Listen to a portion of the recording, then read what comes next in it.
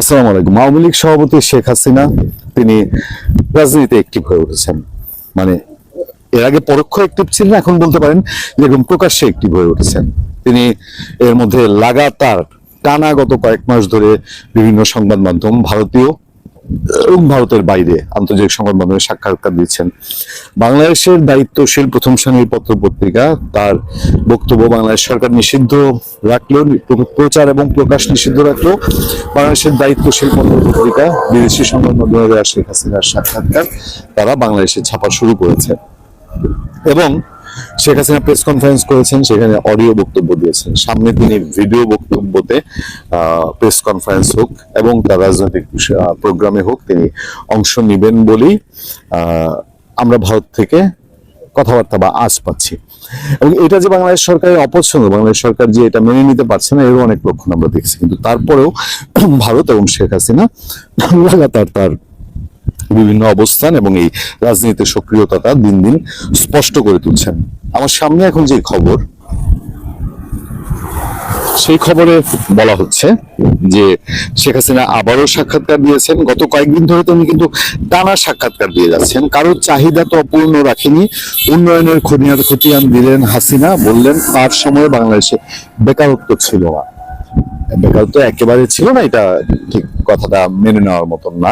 এটা তিনি হয়তো তার গল্পটা এইসব পজিশনে থেকে বলতে হয় বলেছেন। কিন্তু তার এই রাজনৈতিক বক্তব্যগুলো এবং তার এই বিষয়গুলো খুবই বাংলাদেশের রাজনীতিতে একটা ভিন্ন ইঙ্গিত বহন করে। হাসিনা জানান, ইউনূসের আক্রমণ 2024 সালের জুলাই মাস থেকে শুরু, এখনো পর্যন্ত এই নির্যাতন এবং ঘরে ঘরে হত্যাকাণ্ড চলছে, এমনকি পরিবারের সদস্যরাও রেহাই পান না।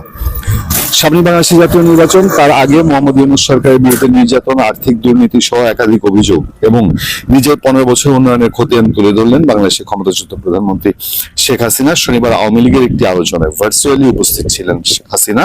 অনুষ্ঠানে তার প্রশ্ন, আওয়ামী লীগের দোষ কোথায়? তিনি বলেন, 15 বছরে বাংলাদেশে কি কি হয়েছে।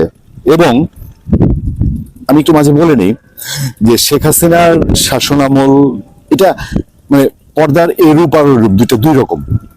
একটা হচ্ছে যে এই শাসনামলটা একদিকে আইন, দুর্নীতি এসবের দিক থেকে অনেক প্রশ্নবিদ্ধ, ভোট সাংঘাতিক রকম প্রশ্নবিদ্ধ।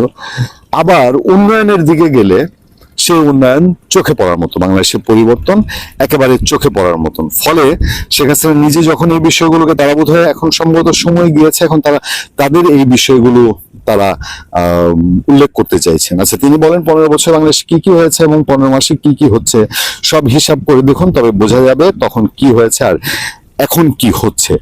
হাসিনা আরো জানান, ইউনূসের আক্রমণ 2024 সালের জুলাই মাস থেকে শুরু, এখন পর্যন্ত এই নির্যাতন এবং ঘরে ঘরে হত্যাকাণ্ড চলছে, এমনকি পরিবারের সদস্যরাও রেহাই পান না। তিনি বলেন, ইউনূস ক্ষমতা দখল করার জন্য একটার পর একটা হত্যাকাণ্ড ঘটাচ্ছেন, মানুষের উপর নির্যাতন করে যাচ্ছেন, সমস্ত সরকারি প্রতিষ্ঠান থেকে শুরু করে সরকারি দপ্তরে আগুন লাগিয়ে ছারখার করে দিচ্ছেন। তার সংযোজন, বর্তমানে সব পরিবারের দুর্দশা, নির্যাতনের কথা শুনলে আর সহ্য করা যায় না। বাবা মা, ভাই বোন আমি হারিয়েছি, কাজে তাদের দুঃখের কথা বুঝতে পারি। এটা হচ্ছে শেখ হাসিনার তার নিজের অভিজ্ঞতা দিয়ে বলা। তিনি আরো অন্যান্য অনেক বিষয়ে তাকে প্রশ্ন করা হয়েছিল, আওয়ামী লীগ কি, তিনি প্রশ্ন করছেন যে আওয়ামী লীগ কি অপরাধটা করেছে। এই জায়গাটা অবশ্যই একটু ভিন্ন দৃষ্টিভঙ্গি আছে। আওয়ামী লীগের অপরাধ যে নাই সেটা তো বলার অপেক্ষা রাখে না। আওয়ামী লীগ অনেকগুলো অপরাধ করেছে, যে অপরাধটার মধ্যে সবচেয়ে বেশি ছিল স্থানীয় পর্যায়ের অপরাধ। স্থানীয় আওয়ামী লীগ বলতে কিছুই ছিল না, সব ধান্দাবাজ, সব হচ্ছে লুটেরা, সব স্বার্থপর এবং আওয়ামী লীগের প্রতি দুর্বল না এরকম লোকজন ছড়িয়ে পড়েছিল। যাক, শেখ হাসিনা লাগাতার কথা বলছেন, রাজনৈতিক প্রোগ্রামে অংশ নিচ্ছেন, এগুলা কি আস্তে আস্তে তার দেশে আসার কোনো প্লট তৈরি করে? যে যাই বলুন না কেন ভাই, আমেরিকা বাংলাদেশের মধ্যে তাদের যে স্বার্থ আছে সেটা হাসিল করেই ছাড়বে। সেনাবাহিনীর প্রধান ওয়াকারুজ্জামানকে যত চাপ প্রয়োগ করা দরকার এবং চাপ প্রয়োগ করা ছাড়াই যদি নথি স্বীকার করে সেটাও আমেরিকা করবে। এবং ডক্টর ইউনূস তো তাদের পাফেট বসে আছেই এখনো। নির্বাচন, আওয়ামী লীগকে রাজনীতি ফিরিয়ে আনা, সেটা একটা আলাদা চ্যাপ্টার হিসেবে আছে বাংলাদেশে। আর আমেরিকার যে এজেন্ডা আছে বাংলাদেশ নিয়ে, সেটা একটা আলাদা চ্যাপ্টার হয়ে আছে। কেন এই কথা বলছি, আজকে সেই বিষয়ে ক্লিয়ারলি কিছু আলোচনা করব। আশা করছি সকল বিষয় আপনারা বুঝতে পারবেন। প্রথমত, গত 2-3 দিনে অনেক কিছুই বাংলাদেশে ঘটে গিয়েছে। কিছু মিডিয়া এসেছে, অনেকে এই ব্যাপারে কিছু জানেন, অনেকেই জানেন না। প্রথমত, বাংলাদেশ সেনাবাহিনীর প্রধানের সাথে আমেরিকার নিযুক্ত যে রাষ্ট্রদূত আছে বাংলাদেশে, র্যান ক্রিস্টেনসন, তিনি বৈঠক করেছেন। শুধু তাই নয়, নৌবাহিনীর প্রধানের সাথেও কিন্তু ব্র্যান ক্রিস্টেনসন বৈঠক করেছেন। এই বৈঠকের পরই কিন্তু মার্কিন নিরাপত্তা উপদেষ্টা যিনি আছেন বাংলাদেশে, তিনি বাংলাদেশের নৌবাহিনীর সকল কিছু পরিদর্শন করেন। আমার কথা হচ্ছে, বাংলাদেশের নিরাপত্তা রইল কোথায়, সার্বভৌমত্ব ও রইল কোথায়? আমি জামা কাপড় খুলে যদি সকল কিছু বিয়ের আগে দেখিয়ে দিই, তাহলে আমার আর কি আছে? লাশ লজ্জা শরম বলতে কিছু আছে? কিছুই নেই। এখন আমার নিরাপত্তা সকল কিছু আমি কোনো চুক্তি ছাড়া, কোনো কিছুই ছাড়া সকল কিছু আমেরিকার কাছে খোলাসা করে দিচ্ছি। আমার দেশের সার্বভৌমত্ব কোথায়? আমেরিকা তাদের যে এজেন্ডা আছে সেটা মোটামুটি বাস্তবায়নের পথেই আছে। বঙ্গোপসাগরের মধ্যে তাদের নেভাল বেস করার জন্য যা যা সরঞ্জাম দরকার তারা কিন্তু অলরেডি নিয়ে আসা শুরু করে দিয়েছে। সেখানে তাদের একটা শিপও আছে অনেক আগে থেকে, সেটাও অনেকে অবগত আছে, কিন্তু এগুলো মিডিয়াতে আলোচনা হয় না। আর সেন্ট মার্টিনের মধ্যেও যে তারা একটা ঘাঁটি করতে যাচ্ছে, সেটাও কিন্তু মোটামুটি অনেক আগে থেকে আমরা জানি। হয়তোবা সেন্ট মার্টিনে না করলেও তার আশেপাশে, তার পাশেই বঙ্গোপসাগরে তারা একটা নেভাল বেস করবে। সেদিকে কিন্তু তারা অগ্রসর হচ্ছে। মোটামুটি বাংলাদেশের যে সকল গুরুত্বপূর্ণ জায়গা আছে, সকল জায়গায় কিন্তু আমেরিকা তাদের নিয়ন্ত্রণ নিয়ে ফেলেছে। আমেরিকা বাংলাদেশের জনগণকে এবং ডক্টর ইউনূস সেনাবাহিনী বাংলাদেশের জনগণকে অন্যদিকে ডাইভার্ট করার জন্য এই সকল নির্বাচন খেলা, এবং আমেরিকা এই আওয়ামী লীগকে বাংলাদেশের রাজনীতিতে ফিরিয়ে আনার জন্য কাজ করছে, এগুলো মানুষের মধ্যে ঢুকিয়ে দেওয়া হচ্ছে। কিন্তু এটা সত্য, আমেরিকা গণতন্ত্র প্রতিষ্ঠা করার জন্য বাংলাদেশে কাজ করছে, কিন্তু গণতন্ত্র প্রতিষ্ঠা করা আর আওয়ামী লীগকে ক্ষমতা বসিয়ে দেওয়া এক জিনিস না। বাংলাদেশে আওয়ামী লীগ ক্ষমতায় না থাকা মানে পুরো বাংলাদেশ আমেরিকার হাতে কবজা হয়ে যাওয়া, এবং যেই সরকারই আসুক না কেন আমেরিকার বাইরে কথা বলার কোনো সাহস দেখাতে পারবে না, কোনো টু শব্দ করতে পারবে না। একমাত্র বাংলাদেশে আমেরিকা বলেন এবং বিশ্বের বড় বড় পরাশক্তিকে আঙ্গুল দেখে কথা বলার সাহস রাখে একমাত্র বাংলাদেশ আওয়ামী লীগ এবং শেখ হাসিনা, যেটা তিনি 16 বছরের শাসন আমলে করে দেখিয়েছেন।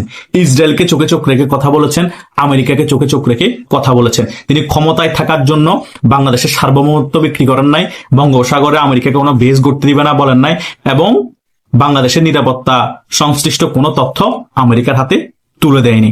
কিন্তু শেখ হাসিনা পতন হওয়ার পরপরই আমেরিকা সকল কিছু বাংলাদেশে করতে পারছে, এবং যা বলছে তাই বাংলাদেশের সরকার এবং পরবর্তীতে যে সরকার আসবে তারা করতে বাধ্য হবে। মোটামুটি আমরা ক্লিয়ার হয়ে গিয়েছি। অলরেডি দেখেন মার্কিন নিরাপত্তা উপদেষ্টা বাংলাদেশের সকল জায়গায় পরিদর্শন করছে। এই যদি অবস্থা হয় একটা স্বাধীন সার্বভৌম রাষ্ট্রের, তাহলে তো শেখ হাসিনা হাজার গুণে ভালো ছিল, অন্তত দেশটাকে আগলায় রাখছে। ভারতের সাথে বন্ধুত্ব তো সঠিক ছিল। ভারত তো অন্তত বাংলাদেশের নিরাপত্তা জনিত যে সকল বিষয় আছে ওগুলো নিয়ে ঘাটাঘাটি করে নাই, নিরাপত্তা বিঘ্নিত করে নাই, এরকম প্রত্যেকটা জায়গায় গিয়ে তদারকি করে নাই।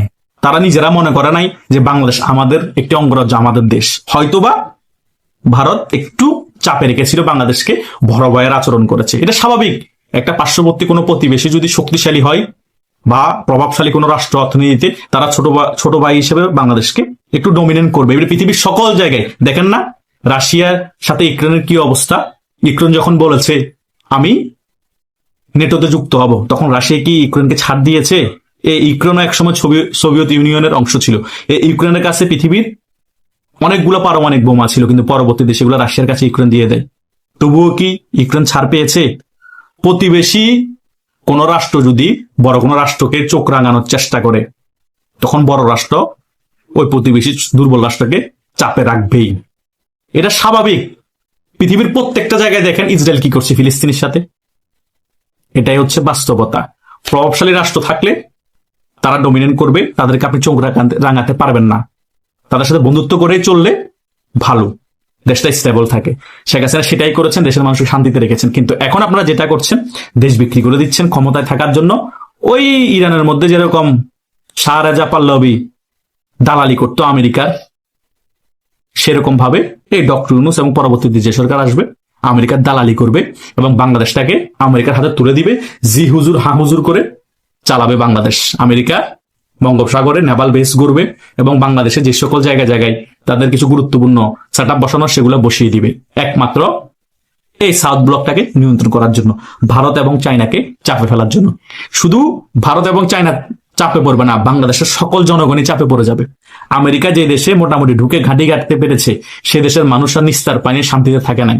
আমেরিকা তছনছ করে ছেড়েছে। না পারবেন প্রতিবাদ করতে, না পারবেন চুপ থাকতে, ধুকে ধুকে মরবেন। সেটার দিকে আমাদের বাংলাদেশ যাচ্ছে। আমাদেরকে অন্যদিকে ফোকাস রেখে বাংলাদেশটাকে পোংটা মেরে দিচ্ছে আমেরিকা এবং পাকিস্তান মিলে। পাকিস্তান ছাগলের 10 নম্বর বাচ্চা। পাকিস্তান কোনো ফ্যাক্ট না, কিন্তু আমেরিকা কিন্তু ফ্যাক্ট। আমেরিকার এখন নতুন রাষ্ট্রদূত আসার পরে ব্র্যাড ক্রিস্টেনসেন, তিনি কিন্তু সারা বাংলাদেশে একটা সারা জাগিয়ে ফেলেছে। তিনি সকলের সাথে একে একে বৈঠক করছে। এখন শুধু বাকি আছে ডক্টর নুস সাথে রিসেন্টলি বৈঠক হয়ে যাবে। মোটামুটি তিনি সকল কিছু গুছিয়ে রেখেছেন যে নির্বাচনের পরবর্তী সময় আমাদের কি করতে হবে। তাই আমরা যতই নাচানাচি করে, আমেরিকাও চাচ্ছে ভারত সহ আমেরিকা রাজনীতিতে ফিরে আসুক, এই সে। আরে ভাই, চাচ্ছে ঠিক আছে, রাজনীতিতে ফিরে আসা মানে কি ক্ষমতায় আসা? বিএনপি অ্যাক্টিভ রাজনীতি তো আরো 16-17 মাস আগেই ফিরে এসেছে, কিন্তু এখনো ক্ষমতায় আসতে পেরেছে? ক্ষমতায় আসার জন্য আরো 10-12 দিন অপেক্ষা করতে হবে। যদি 12 ফেব্রুয়ারি তারা নির্বাচনে জয়লাভ করে, তবুও কি ক্ষমতায় ডক্টর ইউনূস সরকার তাদের হাতে তুলে দিবে? অনেকে অলরেডি বলা শুরু করে দিয়েছে 6 মাস আরো নাকি নির্বাচনের পরে ডক্টর ইউনূস ক্ষমতায় থাকতে পারে, কেউ বলে 3 মাস। আবার সংবিধান বাবা আলী রিয়াজও বলেছে, গতকালকে আমি ভিডিওতে বলেছি, তিনি নাকি বলেছে যে যারা এমপি হবে তারা নির্বাচিত হওয়ার পরও আরো 3 মাস গণপরিষদের সদস্য হিসেবে কাজ করতে হবে। মানে ডক্টর ইউনূস তখনও প্রধান উপদেষ্টার চেয়ারে বসে থাকবে। এগুলাই চলতেছে এখন বাংলাদেশে। কথা বুঝেন নাই? আমেরিকা যেভাবে চালাবে বাংলাদেশ সেভাবেই চলবে। আমেরিকা যদি চাই বিএনপিকে ক্ষমতায় আনবে না, 12 ফেব্রুয়ারি নির্বাচনে পাতানো নির্বাচন করে জামাতকে ক্ষমতায় আনতে হবে, ডক্টর ইউনূস সেটাই করবে। বালটাও ফেলতে পারবে না বিএনপি আওয়ামী লীগ ছাড়া।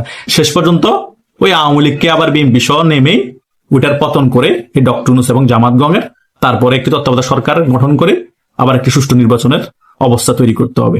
যদি 12 ফেব্রুয়ারি জামাত ক্ষমতায় চলে আসে বাই চান্স, আর না আসলে তো ভালোই, বিএনপি ক্ষমতায় আসলে ওই আমেরিকার পাপেট হিসাবে কাজ করবে, পাকিস্তান পাপেট হিসাবে কাজ করবে, ইন্ডিয়া সাপোর্ট দিয়ে আওয়ামী লীগকে কূটনীতিকভাবে আন্দোলন সংগ্রাম করাবে। যতদিন পতন না হবে এভাবে চলতেই থাকবে। পতন হলে আবার ঘুরে ফিরে তত্ত্বাবধায়ক সরকার, তারপর আবার নির্বাচন। এভাবে করে বাংলাদেশে রিসাইকেল হতেই থাকবে, কোনো লাভ নেই। এটাই বাস্তবতা। বাংলাদেশের মানুষ এটা মেনে নিয়েছে, আমরাও মেনে নিয়েছি। আশা করছি আপনারা সকল বিষয় বুঝতে পেরেছেন। আপনাদের যদি কোনো মতামত থাকে কমেন্ট করে জানাতে পারেন। আমি এই সকল বিষয় আমার প্রায় ভিডিওতেই শেষের দিকে বলে থাকি, জাস্ট আপনাদেরকে নলেজ দেওয়ার জন্য।